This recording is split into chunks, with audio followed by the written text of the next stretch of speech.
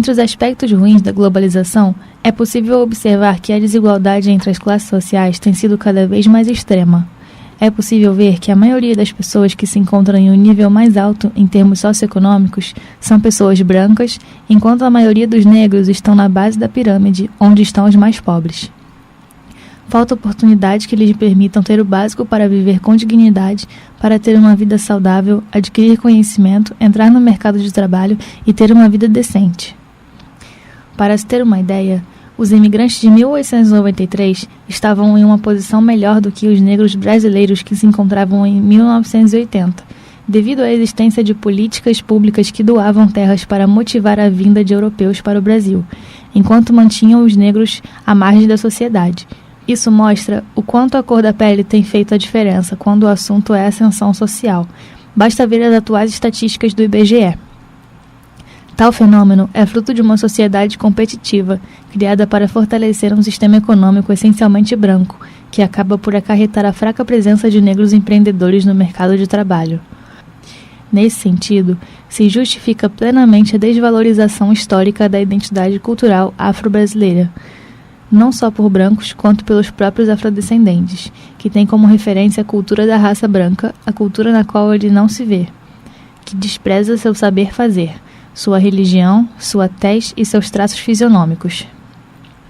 A pobreza entre os negros, ao contrário da pobreza entre os não negros, tem como principal causa o preconceito e a discriminação, racial e social, enquanto os demais grupos também sofrem o preconceito social, mas não enfrentam o de cor ou raça. Tais acontecimentos revelam a necessidade de adoção de políticas públicas, objetivando minimizar ou mesmo reverter a situação em que se encontram as minorias. A discriminação de cor, aparência física e cultura de matriz africana impõe aos pretos e pardos dificuldades emancipatórias, seja como cidadãos ou como empreendedores, já que o acesso ao bem-estar por meio da educação, trabalho e renda privilegiada à população branca em detrimento da preta e parda. O resultado é o elevado índice de afrodescendentes localizados em estratos sociais, com alto nível de vulnerabilidade e dificuldade de inserção social por meio de processos produtivos formais. A globalização tem reforçado características eurocêntricas, desvalorizando a identidade, cultura e fenótipo negro, além de descaracterizar e desestimular qualquer intenção de possibilidade de protagonismo do povo negro de forma a gozar a identidade de direitos, de representação e oportunidade.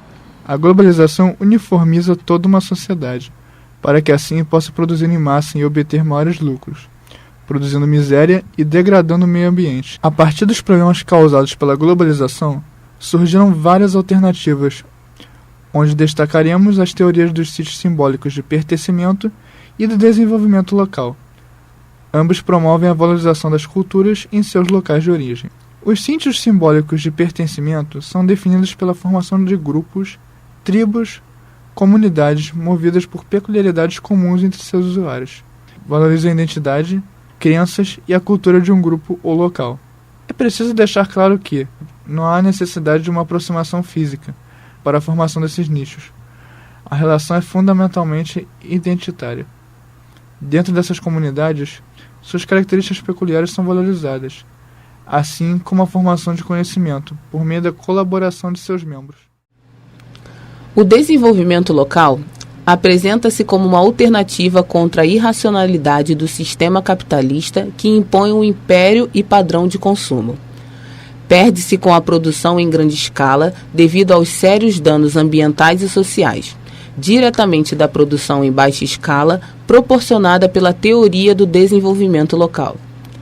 Estamos falando de um modelo de sistema que seja economicamente viável, social, justo e que respeite os limites da natureza.